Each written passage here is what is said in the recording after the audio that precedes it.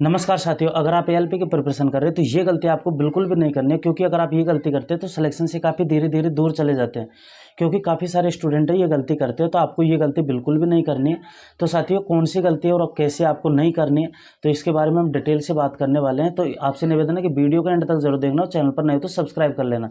तो साथियों, चलते करते वीडियो को स्टार्ट।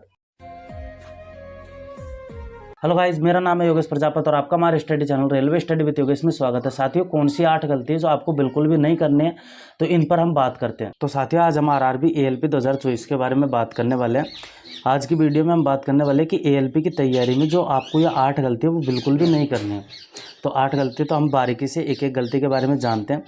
तो साथियों, पहली गलती है कि ट्रिक जो बिल्कुल भी नहीं सीखी, क्योंकि ट्रिक अगर आप सीखते हैं तो आप एक ट्रिक याद रख सकते हैं, 2 ट्रिक याद रख सकते हैं, 5 से 10 ट्रिक आप याद रख सकते हैं। बट अगर आप ज़्यादा से 50 से 150 ट्रिक अगर आप सीख लेते हैं तो याद रखना आपके लिए मुश्किल काम है।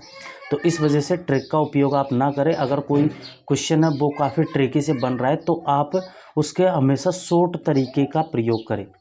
आपको शॉर्ट तरीके का ही प्रयोग करना है साथियों। आपको ट्रिक बिल्कुल भी नहीं सीखनी, क्योंकि ट्रिक में ऐसा होता है कि 5 से गुणा कर दो उसको, फिर उसमें 2 का भाग दे दो, तो इस वजह से कुछ ना कुछ गलती हो जाती है। तो आप ट्रिक को बिल्कुल ना सीखें, हमेशा शॉर्ट मेथड का प्रयोग करें। उसके बाद में सेकंड टॉपिक पर बात करते हैं कि एक टॉपिक अगर आप किसी भी टॉपिक को पढ़ रहे हैं तो आप अलग अलग टीचर से उसे ना पढ़ें, क्योंकि आपको पता ही है कि अगर आपको टॉपिक क्लियर करना है तो वो तो एक टीचर करा देगा।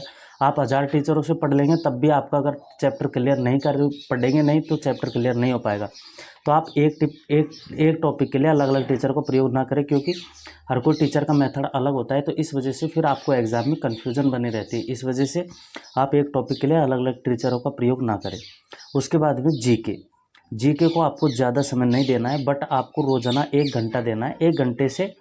1 घंटा देना है आपको। 1 घंटे से ज़्यादा आप बिल्कुल भी मत दीजिए, क्योंकि जीके का अथाह भंडार है। जीके में अगर आप ज़्यादा भी टाइम देंगे तो भी ज़्यादा आप क्वेश्चन अटैम्प्ट नहीं कर पाएंगे, क्योंकि आपको पता है कि जीके में जितने टॉपर स्टूडेंट के आते हैं उतने एवरेज स्टूडेंट के आते हैं। 1 से 2 नंबर का फ़र्क होता है।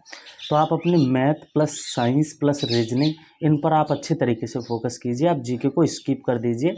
आप आधे से 1 घंटा पढ़ सकते हैं जीके को, ज़्यादा नहीं। उसके बाद में हम प्रीवियस ईयर क्वेश्चंस को मिस ना करें, क्योंकि साथियों प्रीवियस ईयर क्वेश्चंस का रोल आप एग्जाम में जानते हैं काफ़ी बेहतरीन होता है, और प्रीवियस ईयर क्वेश्चंस के बलबूते पर ही सिलेक्शन आपका एग्जाम में होता है। तो इस वजह से प्रीवियस ईयर क्वेश्चंस को तो आप बिल्कुल मिस मत करना। इसके बाद में चलते हैं पीडीएफ के चक्कर में ना पड़े। पीडीएफ के चक्कर में इसलिए ना पड़े क्योंकि आपको पता है कि अगर आप पीडीएफ से पढ़ रहे हैं, कोई भी चीज़ आप मैथ पढ़ लीजिए, साइंस पढ़ लीजिए, जीके पढ़ लीजिए, रीजनिंग पढ़ लीजिए, अगर आप पीडीएफ से पढ़ रहे हैं तो आप पढ़ते समय तो उस चीज़ को याद रख पाएंगे, बट उसके बाद में आपका रिवीजन करना मुश्किल हो जाता है, क्योंकि पीडीएफ से कोई भी स्टूडेंट होता है वो रिवीजन तो नहीं कर पाता।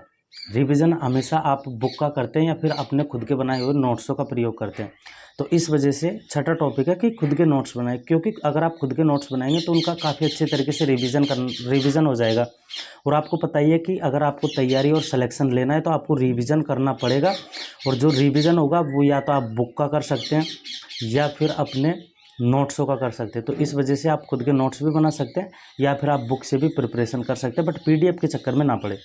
उसके बाद में कैलकुलेटर का प्रयोग ना करें, क्योंकि साथियों कैलकुलेटर में आप अभी तो आप भाग दे लेंगे, कैसा भी भाग है गुणा है, आप डिफ़िकल्ट से डिफ़िकल्ट भाग गुणा कर लेंगे कैलकुलेटर से, तो आपको उससे ऐसा लगेगा कि जो हमारी स्पीड है वो काफ़ी बेहतरीन आ रही है।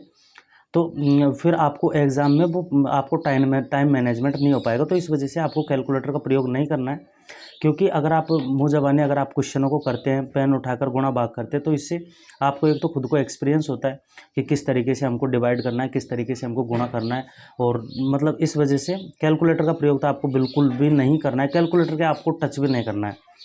और उसके बाद में एक क्वेश्चन पेपर को आपको सॉल्व करना है। आप जिस भी एग्ज़ाम की प्रिपरेशन कर रहे हैं, आप एएलपी हो गया, टेक्नीशियन हो गया, या फिर एनटीपीसी हो गया, ग्रुप डी हो गया, या फिर अदरवाइज़ आप कोई सी भी एग्ज़ाम की अगर आप प्रिपरेशन कर रहे हैं तो आपको कम से कम, आपको पता ही है कि उस एग्ज़ाम के काफ़ी क्वेश्चन पेपर होते हैं। तो आपको एक क्वेश्चन पेपर रोज़ाना आपको हल करना है, क्योंकि अगर आप क्वेश्चन पेपर हल करते हैं तो इससे आपको एक तो आपके टाइम मैनेजमेंट का आपको पता चलता है, दूसरा आपको ये पता चलता है कि आपका स्कोर कितना आ रहा है। तो इस वजह से आपको क्वेश्चन पेपरों को भी हल करना ज़रूरी है। उम्मीद है साथियों आपको ये वीडियो पसंद आया होगा। अगर आपको वीडियो पसंद आया तो हमारे चैनल को सब्सक्राइब करना ना भूलें। सब्सक्राइब करना ना भूलें। वीडियो पसंद आए तो लाइक ज़रूर करें। मिलते हैं नेक्स्ट वीडियो में किसी न किसी टॉपिक पर। इतने के लिए बाय बाय, टेक केयर, जय हिंद।